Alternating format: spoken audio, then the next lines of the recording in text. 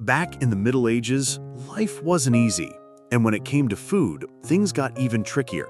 No fridges, no freezers, no grocery stores around the corner. But somehow, peasants made it work. They found clever, time-tested ways to make their food last, not for days, but for months, even years. These weren't just survival hacks, they were lifelines. And at the top of their list, the one ingredient that could save dinner, and maybe even your life: salt. Now, don't think of salt like the stuff you toss on fries. In the medieval world, salt was more valuable than gold in some places. It wasn't a seasoning, it was a food preserver, a currency, and a survival tool all rolled into one. Think of it like how we treat our phone chargers: absolutely essential, easy to misplace, and capable of causing panic when it runs low. Salt didn't expire. Not in 5 years, not in 50, not in 500. Archaeologists have found usable salt from ancient Roman times. We're talking over 1,000 years old and still perfectly good. That means it's been around longer than your grandmother's best punchline, and possibly more reliable too. In the dead of winter, when nothing grew and meat spoiled quickly, salt stepped in like a silent hero. Peasants rubbed it into meat and fish, drying them out and stopping bacteria from turning dinner into danger.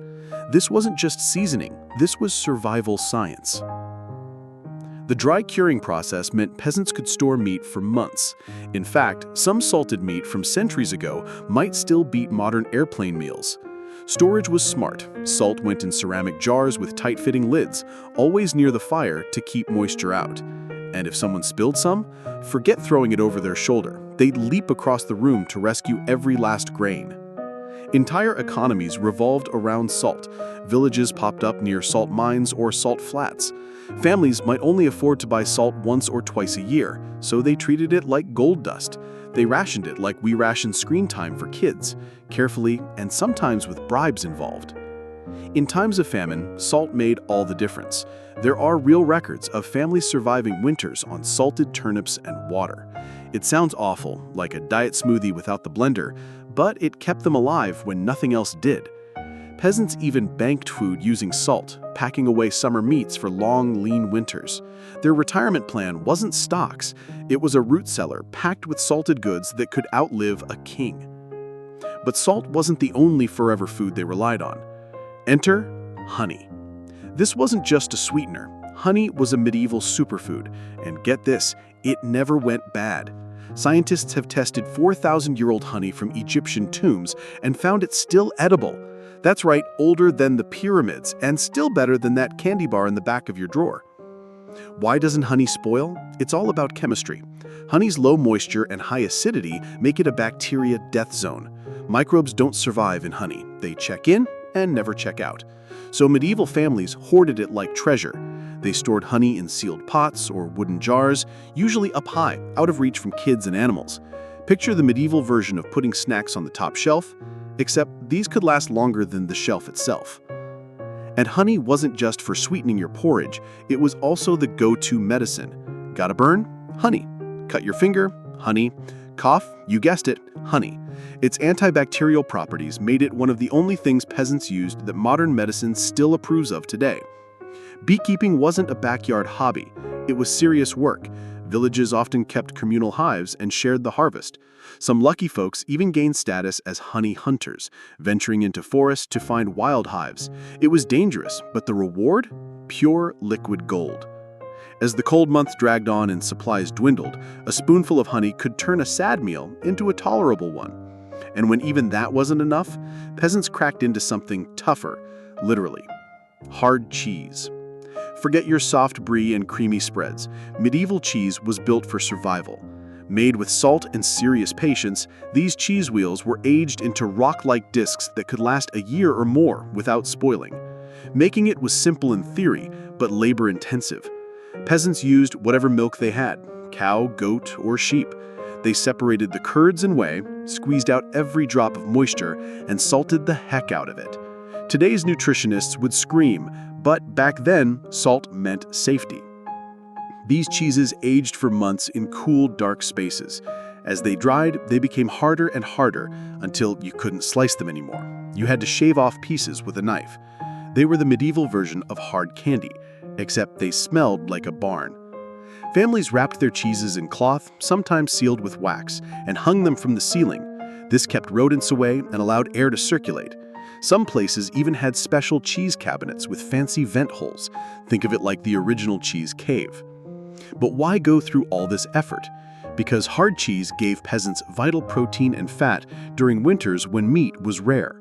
One wheel represented gallons of milk saved from spoilage. And even when the rest of the meal was just broth, a few flakes of cheese added much-needed richness. Now, when the grain harvest failed and meat was nowhere to be found, peasants turned to another staple that almost never spoiled: dried legumes. Beans, lentils, peas. Tiny, yes, but powerful. Properly dried and stored, they could last for years, even decades. Some ancient tombs contain legumes that still sprouted thousands of years later. That's not just food security, that's immortality in a pod. Legumes were the peasant's secret weapon. High in protein, they provided long-lasting energy when meat wasn't an option. A bowl of beans in the morning was the medieval protein shake, minus the blender and selfies. Storage was everything. Beans were sun-dried carefully, then packed into clay pots or hung in woven sacks to keep mice out. Rodents could only drool from below. These sacks were their version of window shopping with no budget. But beans were tough, really tough. Cooking them meant soaking overnight and boiling for hours. Skimp on that, and your cottage could become a gas chamber. Yes, beans brought more than just nutrition to the table. Most households added flavor with herbs, salt-preserved scraps, or wild onions. The result was thick, hearty stews that were easy to cook and easier to fill you up. For elderly peasants with worn-down teeth, beans were sometimes ground into flour. Less chewing, same benefits. These were the kinds of foods that kept people alive generation after generation. So, what did medieval peasants use to scoop up all those hearty stews and soups made from legumes, dried meats, and bone broth? Bread, but not the kind you're thinking of. Forget fluffy white loaves or buttery croissants. Medieval bread was dense, dark, and tough enough to double as a blunt weapon if dinner got tense. Known as black bread, rye-based loaves were the cornerstone of the Northern European diet.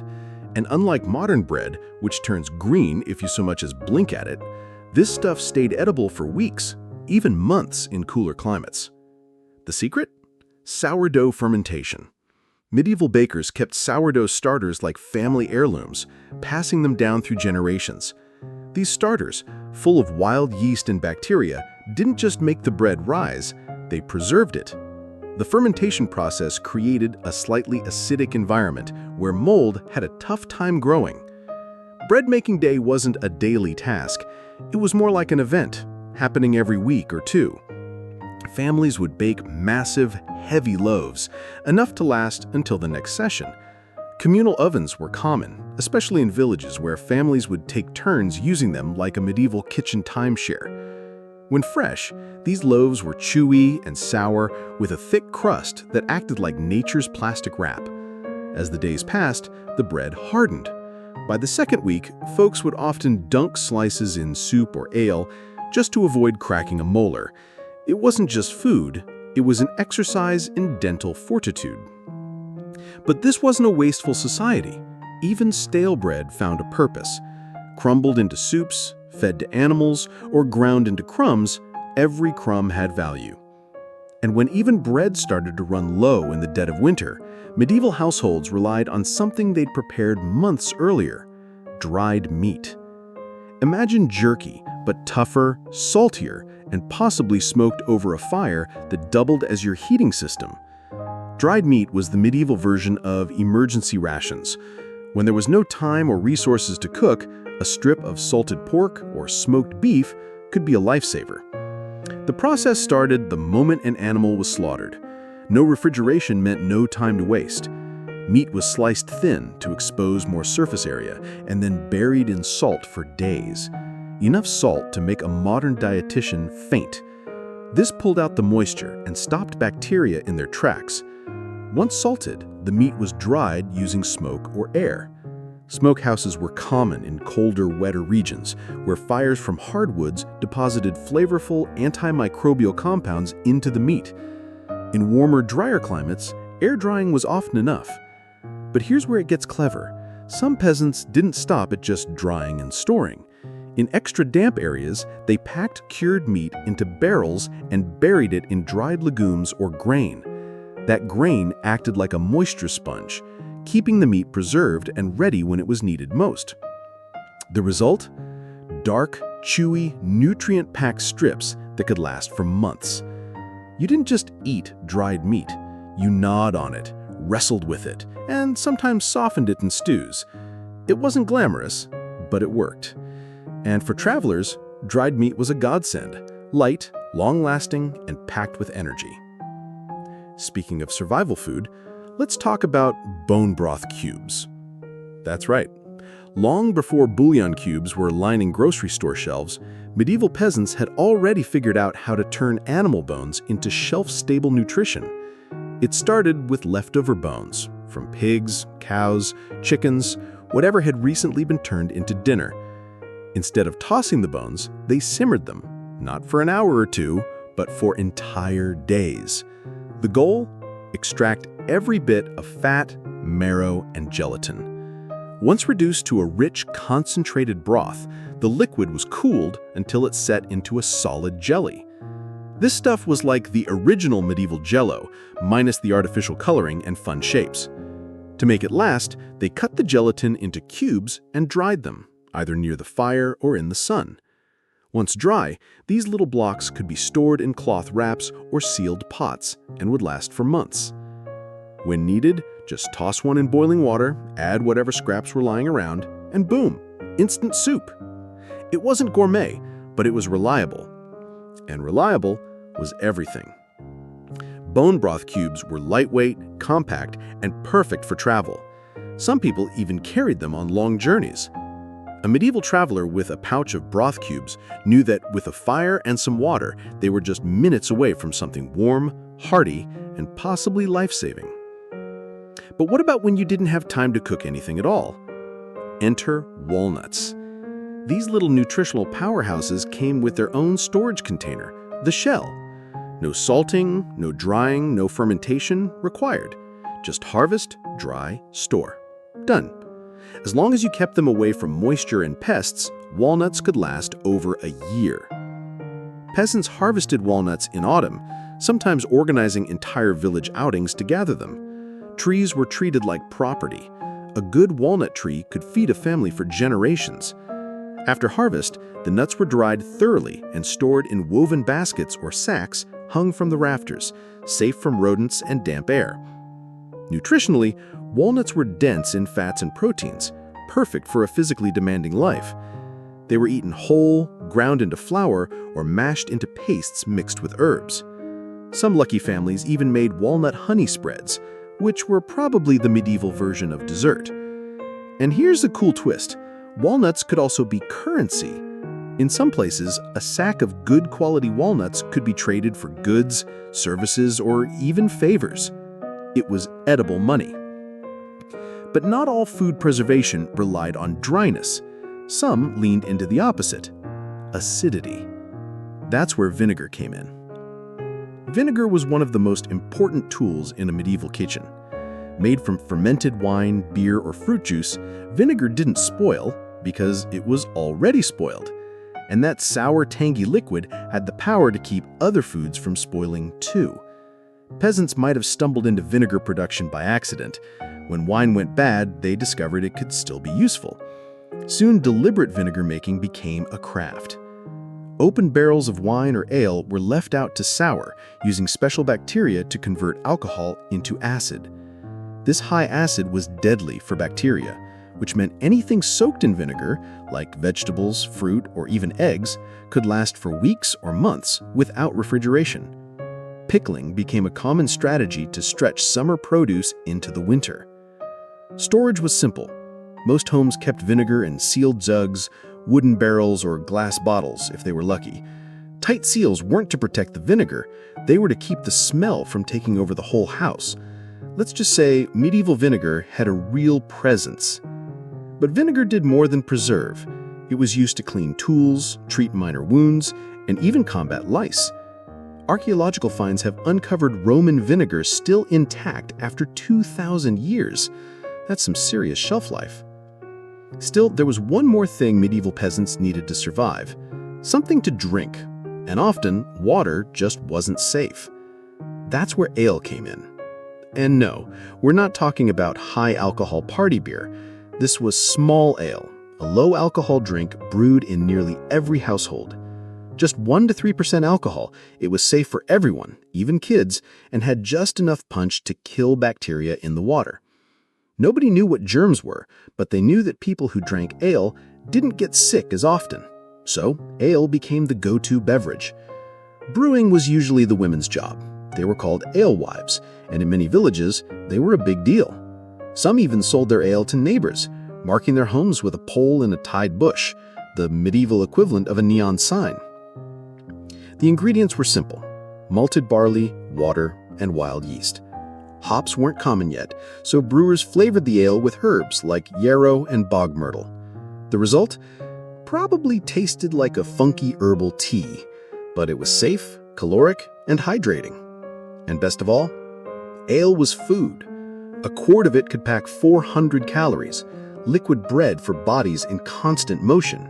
Ale was essential, but when families weren't traveling and had time to cook, they relied on something even simpler to fill their bellies: porridge mix.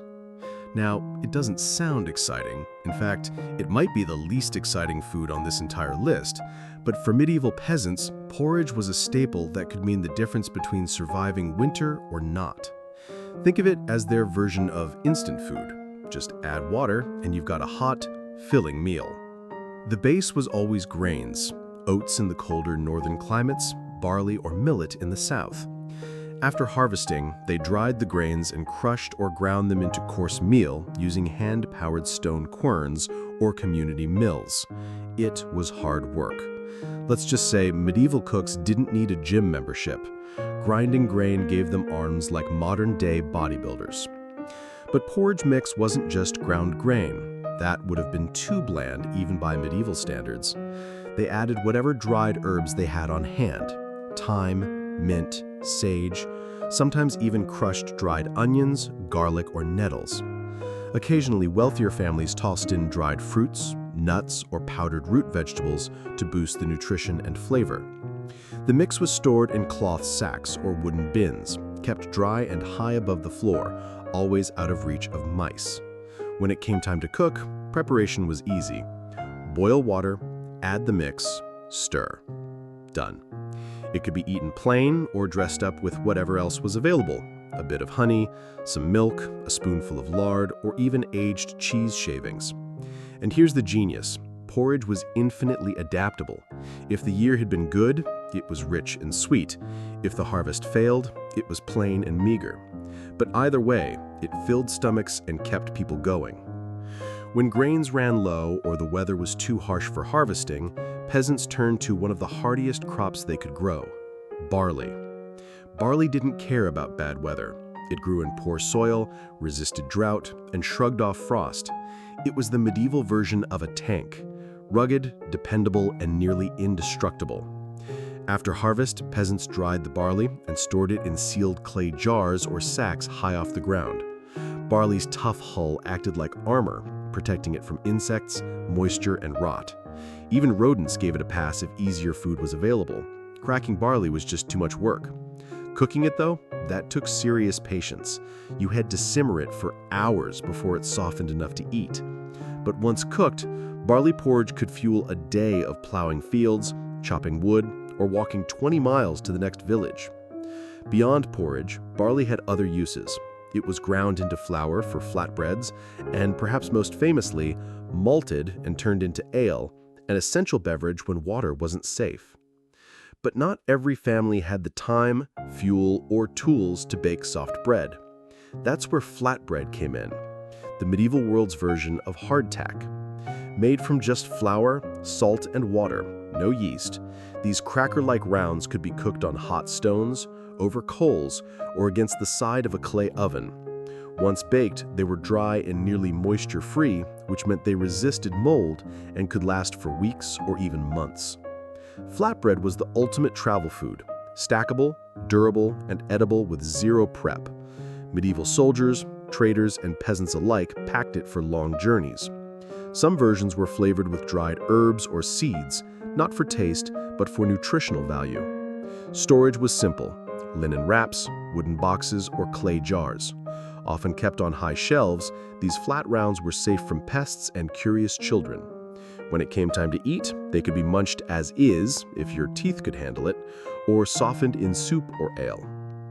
But even medieval people didn't want to live on porridge and crackers forever. When they wanted something sweet, something to remind them of summer during the coldest months, they made fruit leather. No, not the neon-colored kind in plastic wrappers. This was the original fruit roll-up, mashed fruit dried in the sun. They'd collect wild berries, windfall apples, or plums from their orchards. After cooking the fruit into a thick pulp, they'd spread it out thin on cloth or wooden boards and let it dry in the sun for several days. As the moisture evaporated, the sugars concentrated, creating chewy, sweet sheets of preserved fruit. Once dry, they rolled it up and stored it in cloth bags. No sugar added, no preservatives, just fruit, sunshine, and patience. For kids, this was candy. For parents, it was a reliable energy boost. For travelers, it was lightweight and packed with natural sugar. In winter, even a small piece of fruit leather could lift spirits and break the monotony of salted meat and rye bread. And while sweet treats were a morale boost, medieval kitchens also knew the importance of saving something a little greasier: cooking fat. Rendered animal fat, lard or tallow, was the go-to cooking oil for medieval peasants. When an animal was slaughtered, nothing went to waste. Every scrap of fat was carefully collected, melted down, and strained. The clear fat was poured into clay crocks or animal bladders and sealed tight. Properly stored, it could last for months, even through the winter. Different fats had different uses. Pork fat stayed soft and was great for frying or baking. Beef and mutton fat hardened at cooler temperatures, making it ideal for long-term storage and even candle making.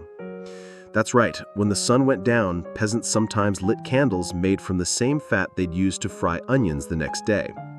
The shelf life of rendered fat was impressive, half a year or more, if stored cool and sealed from air. In a world without refrigeration, that was a miracle. Hanging containers of lard in a medieval kitchen wasn't just common, it was expected. Hit your head on a hanging crock and you'd get a headache and a greasy forehead. Put it all together: the salt, honey, hard cheese, dried legumes, rye bread, dried meats, bone broth cubes, nuts, vinegar, ale, porridge mix, barley, flatbread, fruit leather, and rendered fat, and you had a complete, almost indestructible pantry. This wasn't just clever food storage, it was a system, a way of life, a strategy for surviving winter, famine, war, or plague. And the best part? They did it all without a refrigerator.